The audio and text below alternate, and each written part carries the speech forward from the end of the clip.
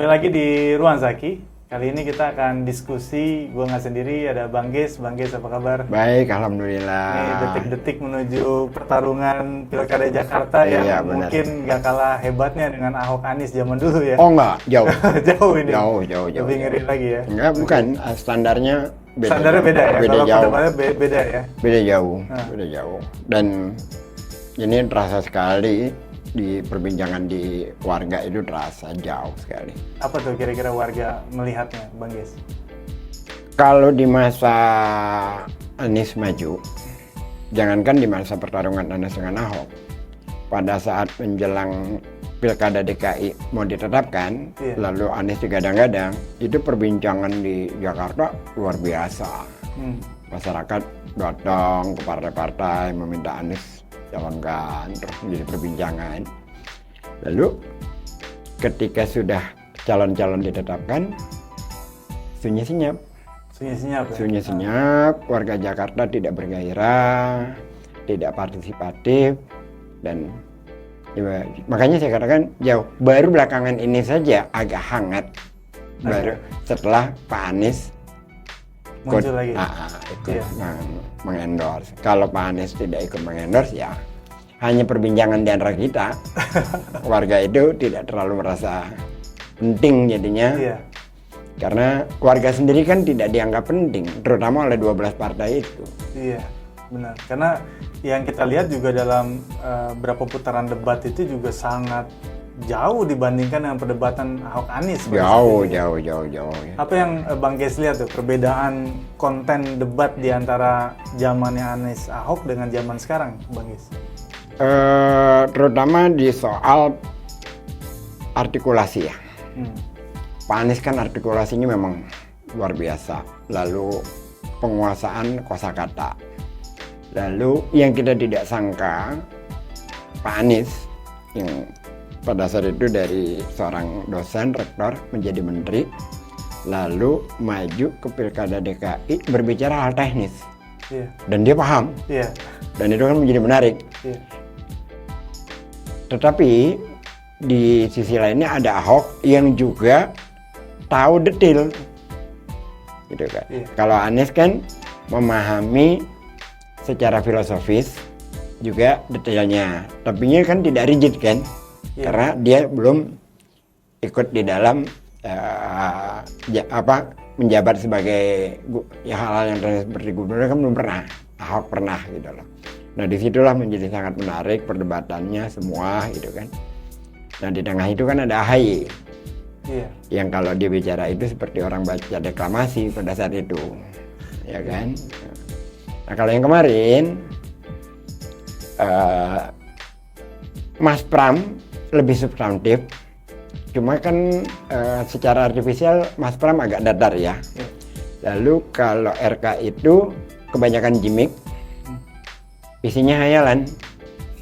Jadi bagi kita yang mendengarkan ininya dia, ya lama-lama jengak, capek gitu loh. Iya.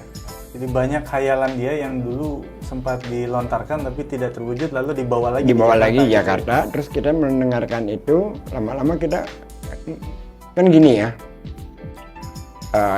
Saya ngasih contoh analoginya kejauhan nih, Iya. sangat kejauhan. Di masa lalu itu saya suka mendengarkan Cak Nur bicara Iya. di dalam sebuah seminar. Saking asiknya kita mendengar dia bicara, tanpa sadar tiba-tiba Cak Nur mengatakan Waalaikumsalam warahmatullahi wabarakatuh. Oh, udah habis. Iya. Tapi kita terpana dengan yang dia ceritakan gitu kan. Dia bicara tentang peradaban Islam, lalu dia tarik referensi sana sini, banyak sekali loh referensinya. Terus selesai. Iya. Nah kalau kita dengarkan RK ngomong, kapan habisnya sih lu? Udah bosen gitu. Iya. Dan Itu analoginya agak kejauhan analoginya. Tapi secara bagi kita kalau kita mendengarkan sebuah materi, iya. itu kan bukan hanya soal artikulasi, tapi pemahaman juga tentang Iya. yang dibicarakan. Jadi juga. antusiasmenya berbeda. Antusiasmenya jadi berbeda gitu. Bang Ges, ini kan sudah mulai ada perang bintang ini antara yang satu di backing sama presiden, mantan presiden, yang satu ini oleh mana-mana gubernur DKI Iya. Jakarta. Bahkan di kubu Ridwan Kamil tuh FPI yang dulu kita anggap bagian dari Mas Anies, tiba-tiba justru ada di kubu yang nggak pernah kita ekspektasikan sebelumnya. Ada pengaruh apa kira-kira Bang Gis dengan kekuatan yang last minute mulai bergabung ini? Pengaruhnya kan begini, saya tidak mau bahas soal FPI dalam-dalam ya. Iya. Kan Ridwan Kamil didukung oleh PKS, Iya. Pramono didukung oleh PDIP. Nah, bagi mereka itu maka dijadikan momok lah PDIP itu. Tetapi di samping itu juga menjadi sangat tidak rasional karena RK diusung oleh Jokowi. Bagaimana ceritanya memberikan pembenaran terhadap langkahnya di satu pihak, tapi di sisi lainnya di situ ada Jokowi. Kan buat kita cukup lucu gitu. Tapi ya silahkan aja. Lalu bagi para kalangan di sebelahnya, terutama Anies itu memberikan dukungan kepada Pramono lebih kepada ini ya, Anies itu masgul, sedih dia ketika dia gagal nyagup, bukan untuk dia berkuasa. Dia sedih gagal nyagup karena sehari setelah benar-benar dia gagal, itu puluhan bahkan ratusan kali ya, banyak sekali orang pada saat itu datang ke rumahnya Anies. Itu bertangis-tangisan. Orang kampung Bayam, orang kampung Akuarium, orang dari warga miskin kota lah. Teriakan mereka adalah, "Pak, kami gelap, Pak. Kami nggak tahu lagi bagaimana ke depan, Pak.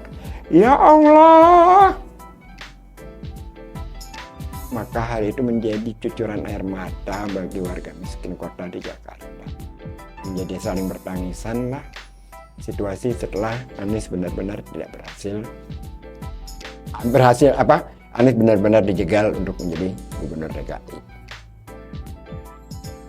Dan itu menjadi beban bagi Anies karena dia belum tuntas menunaikan janjinya, terutama di Kampung Bayam yang sudah dia bangunkan. Karena pada saat dia membangun JIS, dia berjanji pada warga Kampung Bayam, "Bapak-bapak, ibu-ibu, nanti kami bangunkan rumah. Bapak bisa tinggal di sini sekaligus bekerja di JIS." Dan itu sudah ditunaikan oleh Anies kalau soal pekerjaannya. Misalkan begini, pada saat JIS dibangun, ibu-ibu di Kampung Bayam itu berdagang, buka warung buat para pekerja.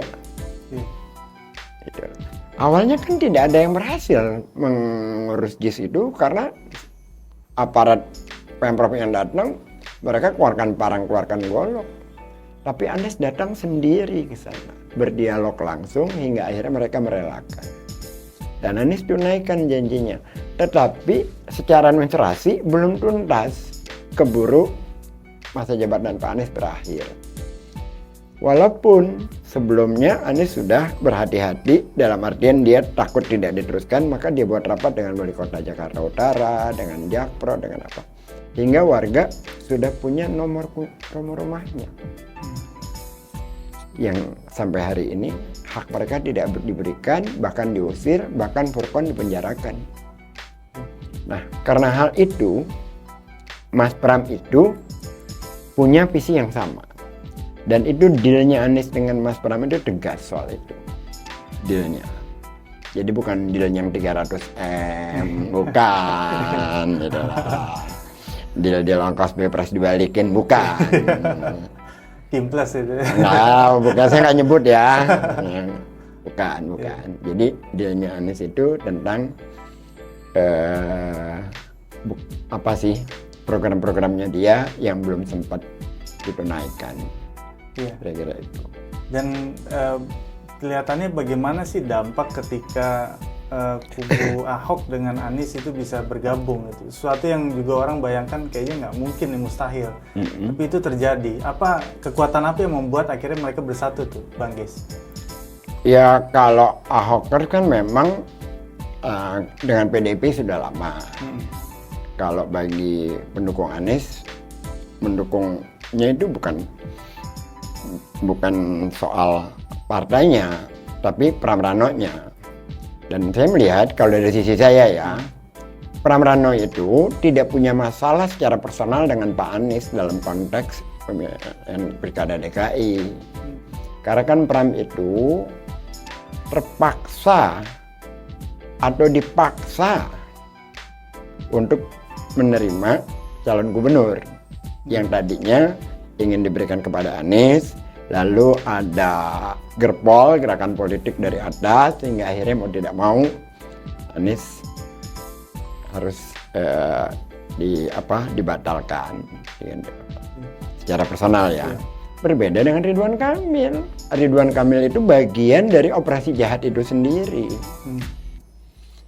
Jadi kalau ada orang yang menolak itu, ada yang menulis-nulis itu dengan mencoba-coba mencari pembenaran-pembenaran palsu, saya kira itu adalah pembodohan publik.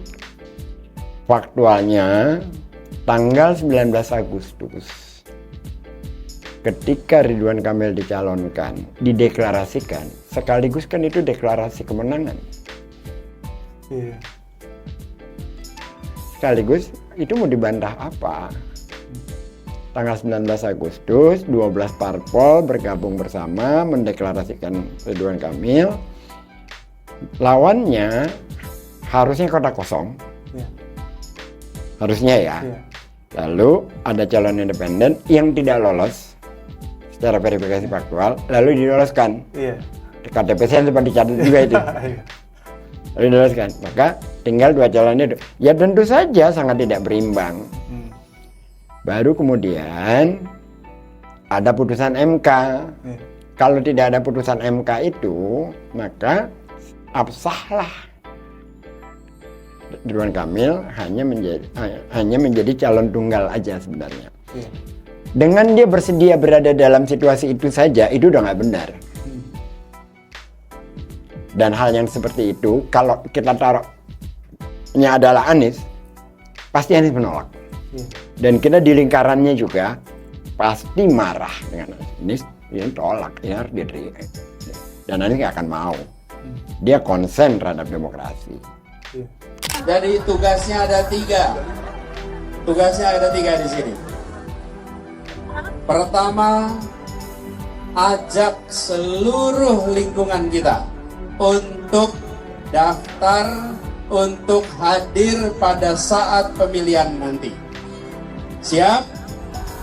Ajak tetangga, ajak saudara, ajak keluarga. 10 rumah ke depan, 30 rumah ke depan, 40 rumah ke depan, ke belakang, kanan, kiri. Sapa semua, ajak untuk ke TPS pada tanggal 27 besok. Yang kedua, mulai hari ini sampai tanggal 27 besok, awasi lingkungan kita. Jaga lingkungan kita. Siap? Dari sekarang diberitahu, hati-hati ya. Jangan sampai masa depan kita jadi suram hanya karena kebahagiaan sejenak. Jadi, kalau ada yang melakukan, ingatkan pada warga, jangan berubah hanya karena ada pembah. Yang ketiga, pada harinya, tanggal 27 besok, kawal dan pastikan proses pencoblosan berjalan dengan jujur, berjalan dengan adil, tidak ada intervensi, dan penghitungan dilakukan dengan benar. Kalau itu dijaga, insya Allah, nantinya apa yang selama ini sudah dikerjakan akan dituntaskan oleh Mas Pram dan Bang Dul nanti. Oleh karena itu pula, dia tidak menerima pencalonan di Jabar. Karena ini penolak. Walaupun kata si Dhanil Azhar, Anies berburu jabatan. Buktinya dia menolak ketika dicalonkan di Jabar. Anies tidak bersedia. Tidak ada panggilan dari warga Jabar. Batallah pernyataan Daniel Azhar tentang Anies. Tapi kalau Daniel Azhar mentalnya gembel, dalam artian dia suka dimarahi Prabowo karena setelah dimarahi dapat duit. Itu dari ucapan dia sendiri. Itu kan mental gembel namanya. Kita kan nggak pernah punya, nggak tahu orang lain ya, dimarahin orang terus suka karena habis dimarahin dapat duit. Kayaknya nggak sanggup gua tuh begini. Nah, dia menyatakan dirinya seperti itu, dia cerita sendiri, tapi menghakimi Anies berburu jabatan ternyata nggak terbukti. Jadi nggak pantas lah dia, orang seperti dia berbicara tentang Anies, kelasnya terlalu jauh. Bagus kata Marwar Sirait nih kan, Anies gabung justru malah membangunkan macan tidur gitu, apalagi Pak Prabowo ini baru pulang ke tanah air. Apa betul yang disampaikan Marwar Sirait atau cuma sekedar apa ya, ketakutan, kekhawatiran karena ternyata ini yang tadi pengen satu putaran Ridho ternyata harus ada manuver yang luar biasa. Jangan-jangan Pramono bisa satu putaran atau paling tidak nih sampai ronde kedua misalnya gitu. Orang kan begini, kalau orang sudah membuat pernyataan-pernyataan bukan sloganistik ya, provokatif semacam itu tandanya dalam kepanikan. Selalu begitu. Kan pernyataannya kan provokatif. Bukan hanya provokatif, bahkan dia melakukan apa istilahnya ya? Dia melakukan apa yang selama ini dia lawan. Dia tempelkan ke Anies. Politisasi agama. Dia katakan bahwa kalangan non-muslim akan tidak mendukung Pramono Anung karena didukung oleh Anies. Apa relevansinya? Iya. Politik identitasnya muncul di malah di kubu dia, di mulutnya dia, dari mulutnya dia yang selama ini dicoba lekatkan ke Anies gitu loh. Yang kedua, fakta yang terjadi di Jakarta, kalau dia itu ingin lekatkan ke Anies, sekian puluh rumah ibadah non-muslim diberikan IMB-nya oleh Anies, bahkan 4 diantaranya yang sudah puluhan tahun nggak dapat IMB, baru di masa Anies lah dapat IMB, gitu loh. Marwar Sirait memang berpikir memang kalangan non-muslim itu setolol dia. Kan kalangan non-muslim juga mengalami di masa Pak Anies. Bagaimana boti berjalan, bagaimana IMB lebih mudah, mengalami.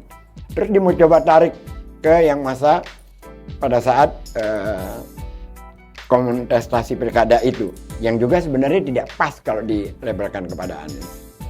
Artinya kan dia mencoba mencari justifikasi dan sambil menghasut orang gitu loh, dengan cara-cara semacam itu. Saya kira itu nggak akan jalan. Terkait dengan ini apa mesin partai politik yang tidak solid di Kim. Saya tambahkan dulu ya, terkait dengan itu karena tidak didukung Anies.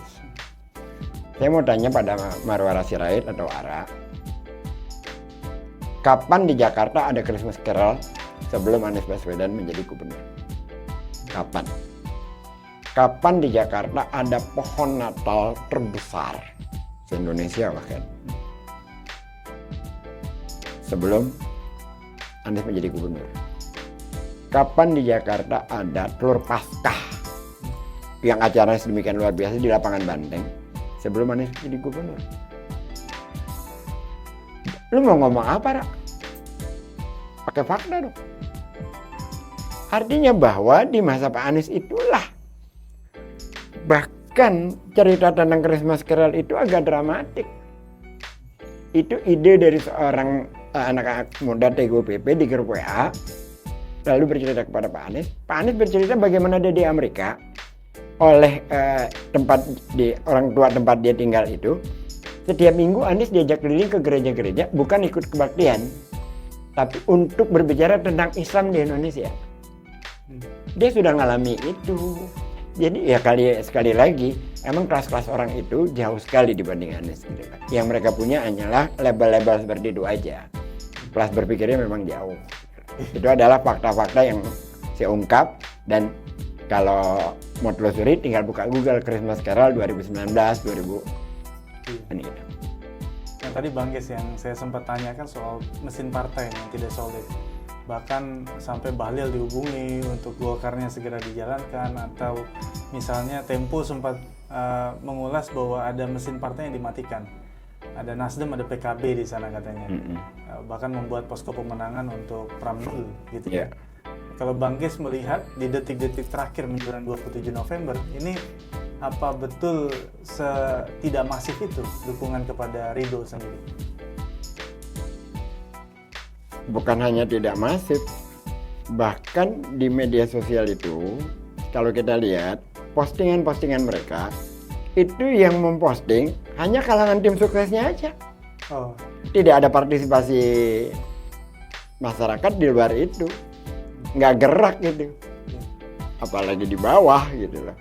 Nah, para elit partai kan juga tahu siapa orang ini. Nasdem kan pernah ngalamin dukung dia di Jabar. PKB kasih rekomendasinya kan cuma satu aja alasannya. Mobilnya memang di dia, tapi BPKB-nya di sana.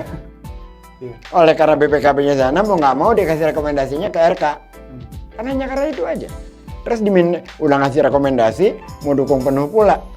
Ya enggak lah, mungkin ya dalam pikiran mereka itu. Ya kalau Nasdem kan udah ngerti latar belakangnya dan juga mengalami hal yang sama dengan PKB gitu. Jadi dua partai ini saya kira sangat rasional, mereka tidak mau bekerja. Bahkan menurut saya sangat rasional jadinya. Sangat logis. Ya, artinya ini bisa apa ya? Jadi, kalau buat Golkar,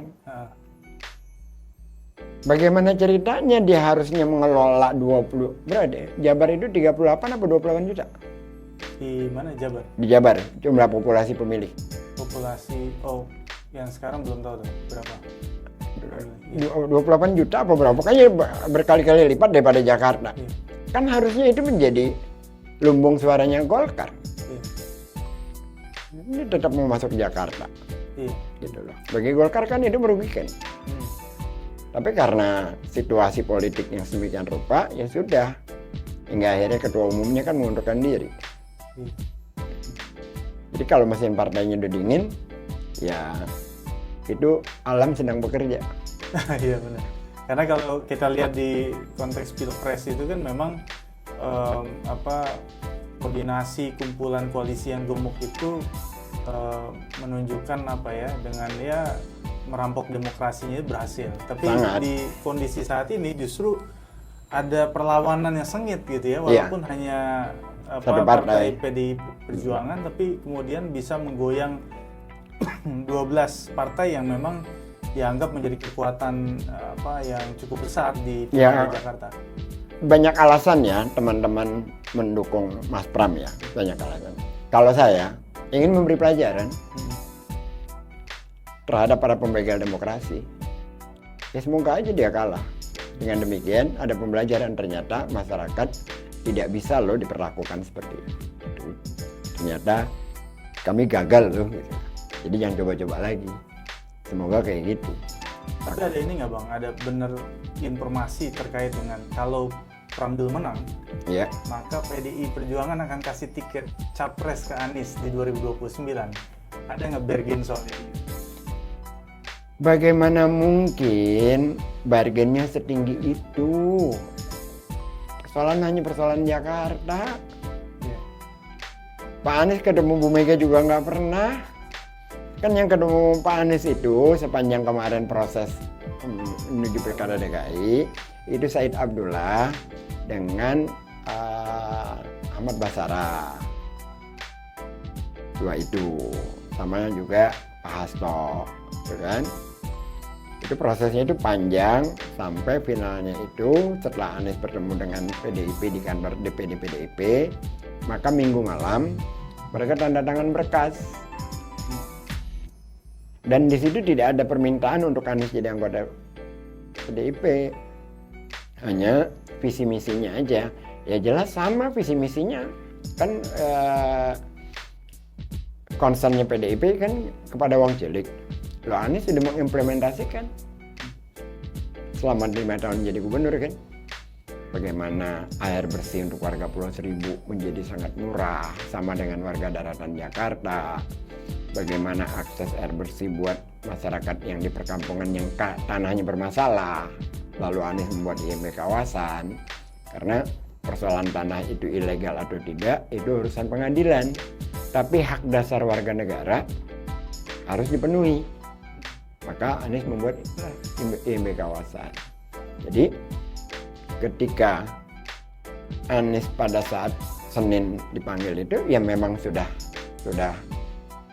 bertemu mereka itu, bahkan penandatangan berkas itu bukan di Brawijaya minggu malam itu di kantornya Pak Anies gitu loh. Nah, setelah itu kemudian ada masalah lagi yang saya katakan dari gerbang politik kan akhirnya gagal itu kan ya. Tetapi tetap aja bagi kita melihatnya secara prinsip personal Pak Anies dengan Mas Pram nggak ada masalah, juga dengan Rano Karno. Tapi kalau RK emang masalah besar, karena RK bagian dari itu. Dan ini kayaknya juga jadi pembuktian soal pengaruh akhirnya kalau siapapun yang menang nanti di 2029 ternyata nih misalnya Anies. Jadi yang soal pertanyaan yang tadi apakah Anies akan dapat? Ada. Ya. Jadi Anies itu seperti saya katakan awal tadi, Anies masgul dengan janji-janji dia yang belum sempat tertunaikan. Jangankan sampai ratusan orang kayak begitu ya, tidak mendapatkan haknya. Satu orang saja kalau kita tidak tunaikan janji kita aja kita merasa salah. Apalagi ini ratusan, apalagi ini hal yang mendasar, rumah, tempat tinggal. Dan kalau Bang Ges melihatnya di detik-detik terakhir ini, kira-kira bacaan dari konstelasi kampanye terakhir nih dari para kandidat dengan misalnya membaca potret soal di kampanye terakhir, misalnya ada sosok-sosok yang dianggap harusnya hadir tidak hadir, lalu konsolidasi para tim sukses, itu akan satu putaran atau dua putaran kira-kira, Bang Ges? Saya berharapnya satu putaran. Satu putaran untuk Berharapnya untuk Pram dan 03 ya? Iya, betul ya. Karena kan kita sama-sama tahu keterbatasan logistik mereka. Yang kedua, kalau dua putaran bukan hanya persoalan logistik, nanti makin sengit, aparat turun lagi apa segala macam, itu akan menjadi masalah. Itu kalau dua putaran, kira-kira Darmakun akan kemana tuh? Sudah ada bacaan itu mungkin udah membicarakan putaran kedua misalnya gitu. Wah, saya nggak dengar persis, Iya. nggak lihat juga. Cuman baca selintasan, Darmakun mengucapkan terima kasih kepada Pram karena dengan bantuan Mas Pram lah dia menjadi pangkatnya naik gitu. Kira-kira gitulah. Oh gitu ya. Jadi ya bisa kita prediksi lah gitu ya. Ya, kemana arahnya nanti itu kan. Walaupun ini kita masih belum tahu berapa persen kira-kira kekuatan Darmakun karena iya. Paling tidak dia ikut meramaikan, tapi memang suara survei-surveinya tidak signifikan. Tidak signifikan. Tapi paling tidak itu juga biasanya jadi penentu juga untuk putaran kedua. Iya. Kira-kira apa Bang Ges pesan buat teman-teman ini di Jakarta agar kemudian kita bisa menjaga demokrasi dan memastikan bahwa 5 tahun ke depan Jakarta bisa melanjutkan lah ya keberhasilan para pendahulu. Saya terutama buat para teman-teman pendukung Anies ya. Tegas saja saya katakan bahwa memilih Ridwan Kamil adalah menyempurnakan kejahatan terhadap demokrasi. Karena tanggal 19 Agustus itu adalah fakta sejarah. Yang kedua, memilih Pram Rano adalah sedekah kita kepada warga Kampung Bayam, kepada warga miskin kota. Karena itu dealnya tegas. Jadi kalau kita ingin membantu orang miskin yang tak berdaya, yang hak-haknya tidak dipenuhi oleh PJ yang kemarin maupun PJ yang sekarang, dan kita ingin membantu mereka, maka kita memilih Pram Nangdur. Tapi kalau kita acuh dengan persoalan warga, tidak merasa bahwa demokrasi yang dibegal itu bukan persoalan kita, menjadi egois, lalu menjustifikasi dengan persoalan keislaman, seolah-olah yang ini tidak Islam. Kan ada orang kayak gitu. Itu adalah keegoisan beragama yang sebenarnya nggak benar juga. Kan kita nggak bisa mengeluarkan umat dari umat seolah-olah punya otoritas karena partainya berbeda. Kan nggak bisa. Dia kan bagian dari umat Islam juga. Kita kan hanya bisa melihat kan perilakunya. Kan begitu.